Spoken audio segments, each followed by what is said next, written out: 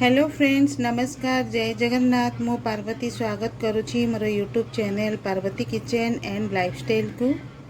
हे देखंतु सांग माने आज मु रखिछि एठी किछि कांकड़। एटा गुटे हमर परिबा। आपण माने समस्ते जानिथिबे कांकड़टा बहुत माने बढ़िया परिबा। एटा खाइबा पे बहुत बढ़िया भी लागे। यार भजा भी हुए, तरकारी हुए, चरचड़ी हुए है। आज मुझे भाजी कांकड़ आलू को मु भाजी किछि सोरिष बाटण देकी है। एटी मु रखिछि कौन बाटण देखंतु। एटी मु रखिछि किछि सोरिष, एटी पंचुफुटण, सुखिला लंका, जीरा टिके नेइछि, धनिया टिके नेइछि, कंचा लंका किछि रखिछि, एटी रसुण रखिछि, एटी पियाज रखिछि। आकु मिसेकी गोटे बाटण प्रस्तुत करी। पंचुफुटण, सुखिला लंकाटा मु बघारिया पे रखिछि। सोरिष, जीरा, धनिया, कंचा लंका और रसुण आउ टिके पियाज देकी गोटे बाटण करी।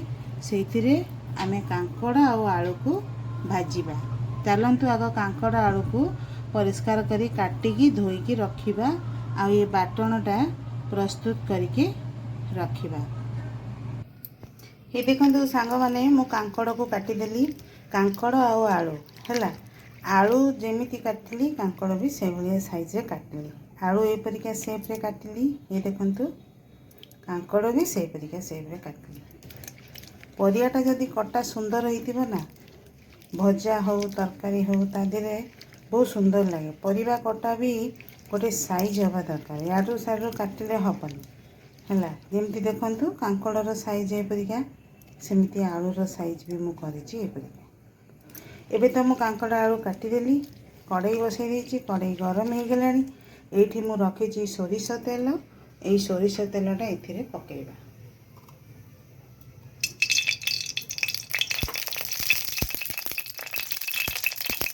सोरिष तेलटा गरम हो गले सेथिरे हम पंचफुटण और सुखिला लंका पकेइबा। ये देखंतु एबे पंचफुटण, सुखिला लंका, एठी मु पियाज फाड़े काटिकी रखिछि। आउ जो मसला देखैछि जीरा, धनिया, सोरिष, कंचा लंका आउ टिके पियाज आउ रसुण देकी एटा मो मसलाटा बाटी देइछि। एटा परे दबा। आग आमे पंचफुटण, सुखिला लंका पकेइ दबा।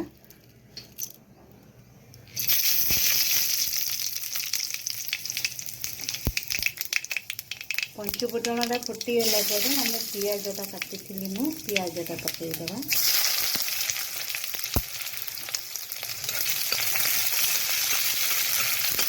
एटा बड़े भाजी हो गले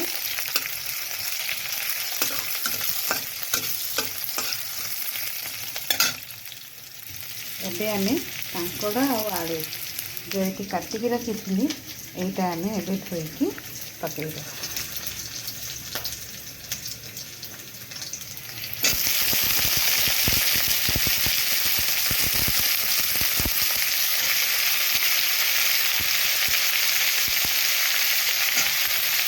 आलू पकईदेवी। एबे आमे हलदी और लुण टिके पकईबा। हलदी लुण मु आपको देखली कहीं से तो कंपलसरी सब तरकारी हो भजा हो जहाँ भी आम बनइबा तरकारी शाग हलदी लुणटा तो दरकार। कौटी कौटी हलदी न लगी पारे कि लुणटा तो पूरा कंपलसरी है। ये आगे एबे हलदी और लुण टिके पकईदेवा जी दरकार। ये देखो हलदी में ले जाइए। हलदी अल्प टिके लगे बेसी नहीं। ये स्वाद अनुजाई लुण एबे परिबा देखिकी हलदी लुणटा पकेइबे। एबे याको एमती भाजिकी आमे टिके घोड़ेई दबा।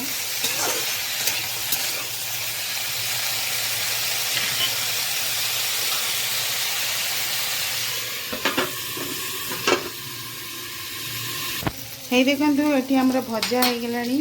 कांकड़ भी सीझी गलानी। आलू भी सीझी होइछि। केते सुंदर भजा हो गला। एबे आमे एबे लास्ट रे आमे सेथिरे बाटणटा पकेइबा हैला। ए जो जीरा, धनिया, कंचा लंका, सोरिष आउ रसुण टिके पियाज एतिकी दिया हैछि एथिरे। एटा मो बाटिकी नै आसीछि। ए गोटे चामच खंडे एथिरे दबा। टिके अधिक हो जाइछि मसला तेणुकर आम ये गोटे चामच हो टिके हो दबा देखिए आम आउ थे भल भाव भाजीदेवा आउे पोड़ पोड़ करके बाहर करदे सोरिष बाटना बेसी भाजिले से टीका लगे आदि कड़ा सोरिषटा आज देती है एमती टिके खाली एपट सेपट करके आम बाहर करदे टिके पोड़ पोड़ हो गले बाहर करदे आउ टिके आम घोड़ेदेवा मसलाटा पड़ी ये देखु भजा ए रेडी हो मसला टी पकईकि भाजीदेली ना मसलाटा कंचा कंचा लगे भल लगे टी पोड़ पोड़ करदे से बढ़िया लगे होगला आमर कंकड़ा भजा पूरा रेडी एबे आम या बाहर करदे